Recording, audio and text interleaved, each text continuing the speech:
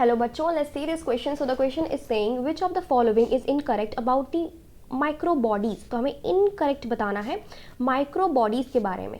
तो micro bodies जो होती हैं, जैसे कि यहाँ पे लिखा ही हुआ है माइक्रो, बहुत ही स्मॉल माइन्यूट वेसिकल्स होती हैं, ठीक है, और मेम्ब्रेन प्रेजेंट होती है in vesicles. So this is like this, छोटी छोटी सी वेसिकल्स होती हैं, माइन्यूट सी, मेम्ब्रेन प्रेजेंट होती हैं, सिंगल मेम्ब्रेन होती हैं. ये मेम्ब्रेन अंदर की तरफ प्रेजेंट होता है ल्यूमेन, ठीक है, और इनको हम लोग क्या बोलते हैं, माइक्रो बॉडीज बोलते हैं. माइक्रो बॉडीज जो हैं वो दोनों में पाई जाती हैं, प्लांट एंड एनिमल्स दोनों में प्रेजेंट होती हैं. Plant cells and animal cells दोनों में पाई जाती हैं, ठीक है. जो दोनों में पाई जाने वाली है वो है परऑक्सीसोम. ये दोनों में ही प्रेजेंट होती है, peroxisome.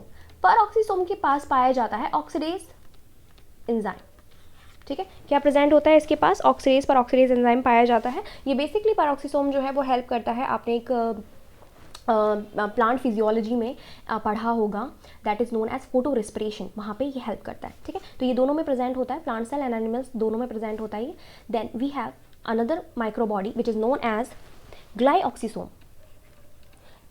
Glyoxysome. Glyoxysome is only present in plant cell. Glyoxysome के अंदर जो एंजाइम पाया जाता है, बेसिकली परऑक्सीडेज दोनों में पाया जाता है. ग्लाइऑक्सीसोम के अंदर जो एंजाइम प्रेजेंट होता है, this is known as beta oxidation, ठीक है. इसके अंदर एंजाइम पाया जाता है जो क्या करवाता है, बीटा ऑक्सीडेशन करवाता है. So this done as beta oxidation. Glyoxysome में जो भी ऑक्सीडेशन के एंजाइम पाए जाते हैं that do beta oxidation of fat. ये फैट का बीटा ऑक्सीडेशन करवाते हैं, ठीक है. तो ग्लाइऑक्सीसोम का काम ये है.